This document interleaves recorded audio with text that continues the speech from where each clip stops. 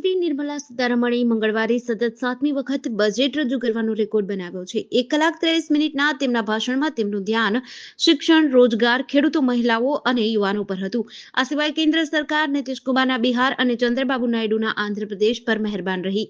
નાણાપ્રધાન નિર્મલા સીતારમણે મંગળવારે 23 જુલાઈએ તેમનું સતત 7મું બજેટ રજૂ કર્યું। તેમના 1 કલાક 23 મિનિટના ભાષણમાંથી નોકરિયાત વર્ગને થોડીક રાહત મળી।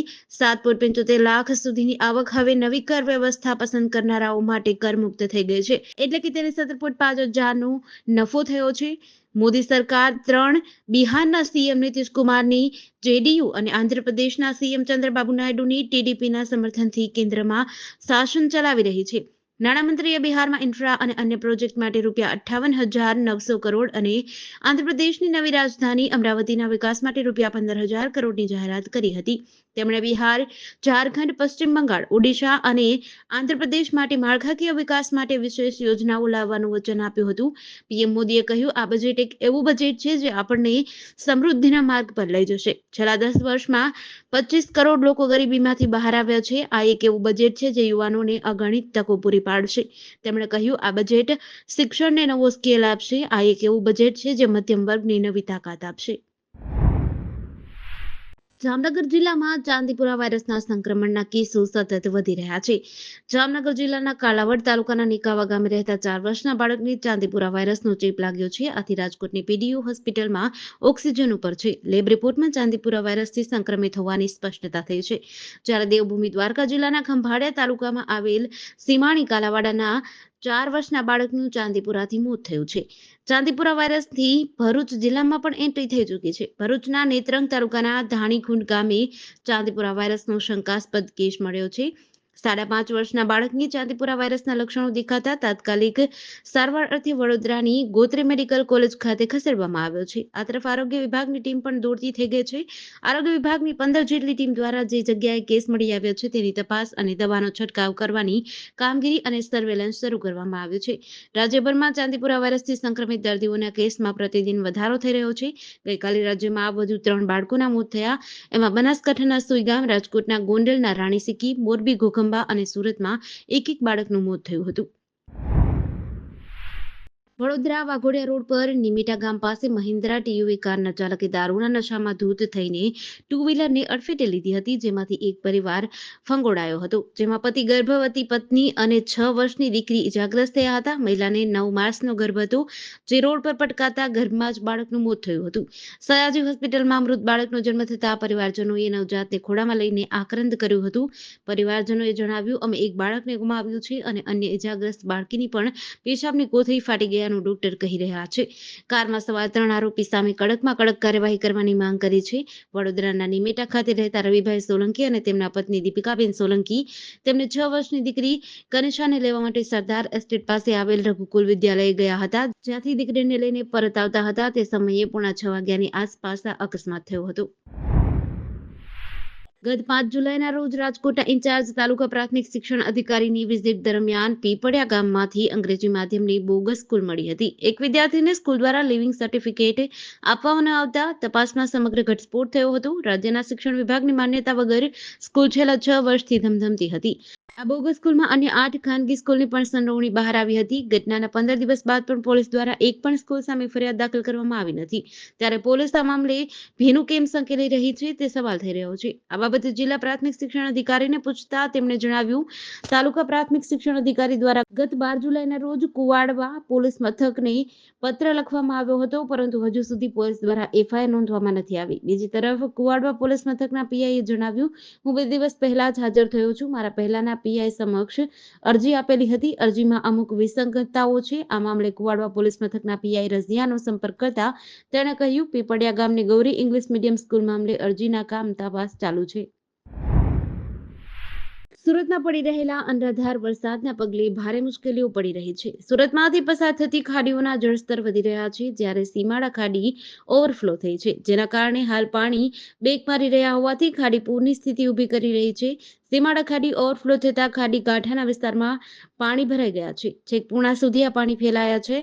જ્યારે મીઠી ખાડીના કારણે લીંબાયત વિસ્તારમાં પાણી ભરાવાની સમસ્યા ઉદ્ભવી છે. મીઠી ખાડી વિસ્તારમાં ઘણા ઘરો 40 કલાકથી પાણીમાં ડૂબેલા છે. ઘરમાં પાણી ભરાઈ જતા લોકોને હાલાકીઓ ભોગવવી પડી રહી છે. બીજી તરફ રસ્તાઓ પાણીમાં ગરકાવ થઈ જતા વાહન ચાલકોને પણ પરેશાનીઓ પડી રહી છે. આજે પણ સુરતમાં વહેલી સવારથી વરસાદ અવિરત વરસી રહ્યો છે. વેસુ મહાવીર યુનિવર્સિટી વિસ્તારમાં રસ્તા પર 3 થી 4 ફૂટ જેટલું પાણી ભરાયેલું છે. કારો અડધી ડૂબી ગયેલી છે.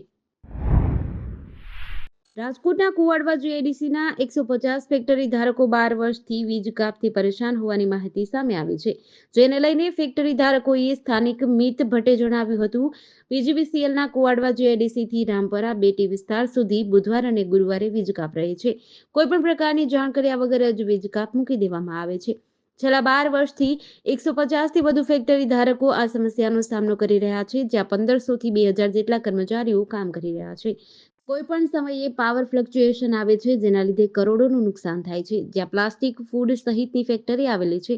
સૌપ્રથમ વાંકાનેરના ધારાસભ્યને અમે રજૂઆત કરી હતી અને તે બાદ અમે ગાંધીનગર પણ રજૂઆત કરી હતી. આજે પીજીવીસીએલના મેનેજિંગ ડિરેક્ટર પ્રીતિ શર્માને રજૂઆત કરી છે. આ બાબતે પીજીવીસીએલ એમડી પ્રીતિ શર્માએ જણાવ્યું, કુવાડવા જીઆઈડીસી ફેક્ટરી ધારકોની રજૂઆત આવી છે. રાજકોટ ગ્રામ્યમાં આરડીએસએસમાં 117 કિલોમીટર કોટેડ કંડક્ટર કરી રહ્યા છીએ. સિસ્ટમ ઇમ્પ્રુવમેન્ટ સ્કીમ અંતર્ગત 81 ફીડર લઈ લીધા છે. વીજ કાપ 2 પ્રકારની સમસ્યાઓ હોય છે. 5 મિનિટના વીજ કાપમાં પણ ફેક્ટરીની ફર્નેસ બંધ થઈ જવાની સમસ્યા રજૂ કરવામાં આવી છે. અમદાવાદના સરદારનગર પોલીસ મથકની હદ વિસ્તારમાં 10 દિવસ અગાઉ હત્યાના ગુનાને અંજામ આપી ગાંધીનગરના કલોલમાં ભાડાના મકાનમાં છુપાઈને રહેતા આરોપીને એસઓજી પોલીસે પૂર્વ બાતમીના આધારે ઝડપી પાડી કાનૂની કાર્યવાહી હાથ ધરી છે.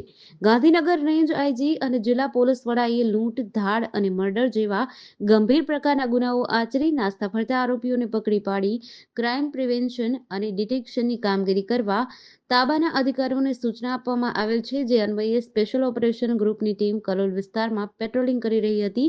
દરમિયાન બાતમી મળી હતી કે સરદારનગર પોલીસ મથકની હદ વિસ્તારમાં 10 દિવસ અગાઉ મર્ડર થયું હતું, જેનો મુખ્ય આરોપી કલોલ શહેર રેલવે પૂર્વ વિસ્તારમાં ભાડેથી મકાન રાખીને રહી રહ્યો છે. જે હકીકતના આધારે પોલીસે બાતમીવાળી જગ્યાએ ગઈ હતી, જ્યાં નરેશ વીરાભાઈ પરમાર મળી આવ્યો હતો, જેની અટકાયત કરી પોલીસે પૂછતાછ કરતા તેણે દિવસ અગાઉ સરદારનગર પોલીસ મથકની હદમાં મર્ડર કર્યું હોવાની કબૂલાત આપી હતી. નવસારી જિલ્લાને રેડ એલર્ટની કક્ષામાં મૂકવામાં આવ્યું છે. છેલ્લા 2 દિવસથી ધમાકેદાર વરસાદ વરસી રહ્યો છે, જેના કારણે દરેક તાલુકામાં વરસાદી માહોલ છે. નવસારી શહેરમાંથી પસાર થતા નેશનલ હાઈવે 48 કે જે મુંબઈને અમદાવાદ સાથે જોડે છે, તેના પરથાણ ગામ પાસે 1 કિલોમીટરથી વધુનો ટ્રાફિક જામ સર્જાયો હતો. હાઈવે ઉપરથી મોટાભાગે ટ્રક લોડેડ માલ સાથે એક સ્થળેથી અન્ય જિલ્લાઓ અને શહેરમાં પસાર થાય છે, જેમને પોતાના ગંતવ્ય સ્થળ સુધી પહોંચવામાં મોડું થાય છે, જેની સીધી અસર ટ્રાન્સપોર્ટરોને આર્થિક નુકસાન સ્વરૂપે થાય છે. નવસારી જિલ્લાના 6 તાલુકામાં સરેરાશ 1 ઇંચ જેટલો વરસાદ વહેલી સવારથી નોંધાયો છે. વહીવટી તંત્ર વરસાદની સ્થિતિ ઉપર નજર રાખીને બેઠું છે. પૂરની સ્થિતિને પહોંચી વળવા માટે તંત્ર તમામ તૈયારી કરી રહ્યું છે. સુરેન્દ્રનગર જિલ્લાના ચોટીલામાં ભેળસેળયુક્ત ડીઝલના વેપલા પર દરોડો પાડવામાં આવ્યો હતો, જેમાં ગાંધીનગર સ્ટેટ મોનિટરિંગ સેલે ભેળસેળયુક્ત ડીઝલ, એક ટ્રક, 2 મોબાઈલ, રોકડા પ્લાસ્ટિકના ટેન્ક અને અન્ય મુદ્દામાલ મળી કુલ ₹25,54,770નો મુદ્દામાલ ઝડપી પાડ્યો હતો. આ દરોડામાં 2 આરોપીઓ ઝડપાયા અને 2 આરોપીઓની હજી ફરાર હોવાનું સામે આવ્યું છે. ગાંધીનગર સ્ટેટ મોનિટરિંગ સેલના પીએસઆઈ જેડી બારોટ સહિતના પોલીસ સ્ટાફે અગાઉથી મળેલી બાતમીના આધારે ચોટીલા લીંબડી હાઈવે પર નાયરા પેટ્રોલ પંપની બાજુમાં યુપી, બિહાર, ઝારખંડ ઢાબાની આગળ આવેલી ઓરડીમાં ભેળસેળયુક્ત ડીઝલના વેપલા પર અચાનક દરોડા પાડી વિજય દિનેશભાઈ સુરેલા અને દિનેશભાઈ ચનાભાઈ પરમાર ટ્રક ડ્રાઈવરને ઝડપે કરી કાર્યવાહી હાથ ધરી હતી. કુલ 25,54,770ના મુદ્દામાલ સાથે 2 આરોપીઓને ઝડપે કરી અન્ય 2 આરોપીઓને ઝડપવા ચક્રો ગતિમાન કર્યા છે. ગુજરાતમાં પરપ્રાંતમાંથી વિદેશી દારૂ ઘુસાડવા માટે બુટલેગરો દ્વારા નવા કિમિયાઓ અપનાવવામાં આવે છે. જોકે પોલીસ પણ સરહદી વિસ્તારમાં સતર્ક હોય છે, જેના કારણે બુટલેગરોના પ્રયાસ નિષ્ફળ જાય છે. ત્યારે શામળાજી પોલીસને અણસોર ચેકપોસ્ટથી વિદેશી દારૂ ઝડપી પાડવામાં સફળતા મળી છે. આજકાલ રાજ્યના સરહદી વિસ્તારમાં કોઈ કેફી પદાર્થ ગુજરાતમાં ના ઘૂસે એ માટે પોલીસ દ્વારા સઘન પેટ્રોલિંગ કરવામાં આવે છે. શામળાજી પોલીસને બાતમી મળી હતી કે રાજસ્થાન તરફથી એક ટ્રકમાં મોટી માત્રામાં વિદેશી દારૂ આવી રહ્યો છે.